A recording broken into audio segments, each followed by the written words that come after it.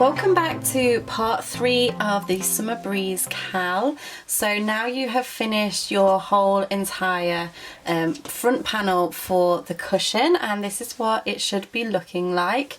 So if you have the pattern, you may have gone ahead and done the back panel. So the back panel is just basically the entire panel worked in the same colour. So I have chosen to use the lilac, but you could switch this out depending on what kind of feel you want to give the cushion. You could actually do them both, like 2 of these if you wanted to, but I have used this lilac colour. So what we're going to do is we're going to attach these 2 panels together and we're going to sew in the cushion. So I have this one here. I will leave a link in the description box below because this one is slightly smaller than other cushions, and this is an absolutely perfect size for this cushion. So make sure that you check that out in the blog post. And then what we're going to do is attach them and add a border. So this is going to be fully enclosed. If you do want to have your cushion where it has an opening, please feel free to adapt this and do it however you please, but I like mine to be fully enclosed really, just because I think it just gives it a fuller feel. But I completely know that some people like to have the openings so that they can actually wash the cover. So what you want to do is have your wrong sides facing. So you've got the right side of the cushion facing outwards basically, and that is how we're going to work. And you're also going to have the right side of the front panel facing towards you, and that's important because it makes a difference to how the stitches look when you start to sew these together. So once you're happy with this placement, I'm going to go ahead and take my border colour.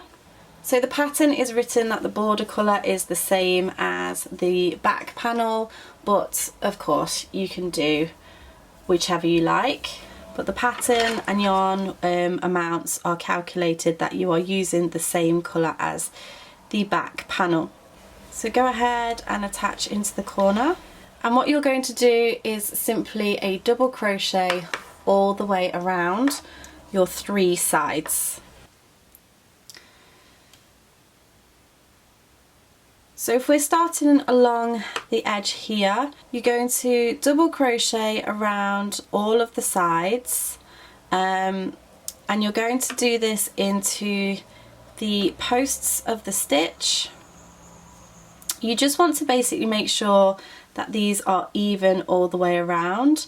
I would count the amount that you're doing along the sides because it can be easier to lose track. Because the tops and the bottoms, you're going into the tops of the stitch, so they will be nice and even.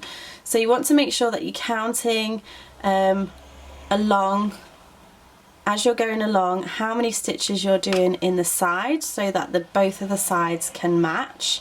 And you're just basically wanting to go around the posts of the stitch as you're working your double crochets. So I'm going to work my way along this side, and I'm going to meet you when I get to the corner, so I will show you what I do in the corners, but that is what your stitches should be looking like as you're working along your edge. So I'll meet you back in just a second when I get to the corner.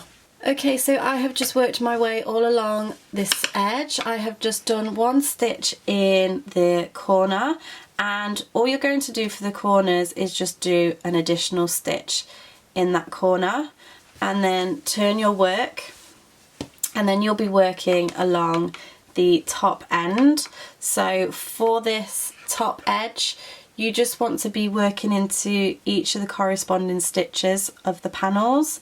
So you'll just work into the top of each stitch all the way along. So you're going to do 1 double crochet in each stitch, joining both of the panels together along the top, 2 stitches in the corner, and then you're going to go along the side panel again. So what you want to do is pause the video, meet me once you've done the second side panel, and then you should have the bottom gap still open. So go ahead, do that, and meet me back in just a moment. So I have now worked my way all the way around, and what I'm ready to do now is take my cushion inner, and I'm going to go ahead quite awkwardly on camera and push this in. So you've basically done your 3 sides, and then in goes the cushion inner. Once that's in and you've pushed it into the corners all the way, you then want to go ahead and just start to sew up that last edge. So it's just exactly the same as you've done before, but it's going to be a tad more awkward because you now have your cushion in there as well.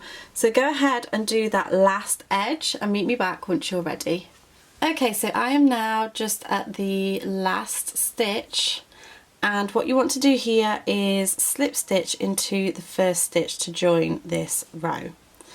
Now what you're going to do is you're going to chain 1, and we're going to do the crab stitch.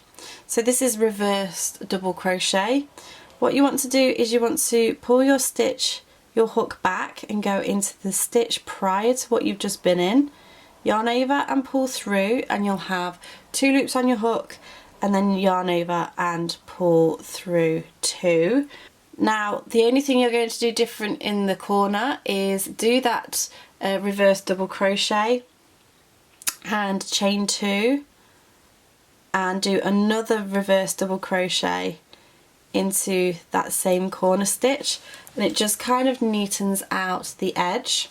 This is slightly awkward for me with the camera, but you're going to then do exactly the same thing. So go to the next stitch before, yarn over, pull through, and then yarn over, pull through 2, and then go to the stitch before that, yarn over, pull through, yarn over, pull through 2, and the one just before that.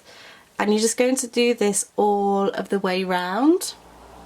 And what this does is it just kind of creates this really beautiful corded feel all the way around your edge, which is exactly the look that I was going for. So that is what you're going to do all the way around for your last row. Don't forget, in the corners you're going to do a reverse double crochet, chain 2, reverse double crochet. So do that and meet me back once you're ready, and we'll finish off. Okay, so I have now worked my way all the way around, and what I'm going to do is slip stitch into the first stitch, and I'm going to chain 1 and snip off my yarn, and then what I'm going to do from here is sew in that end. So I'm going to use the same technique as I always do, so the rule of 3. So about an inch one way, pull it, go back the opposite way and pull it through, and then go back the opposite way and pull it through.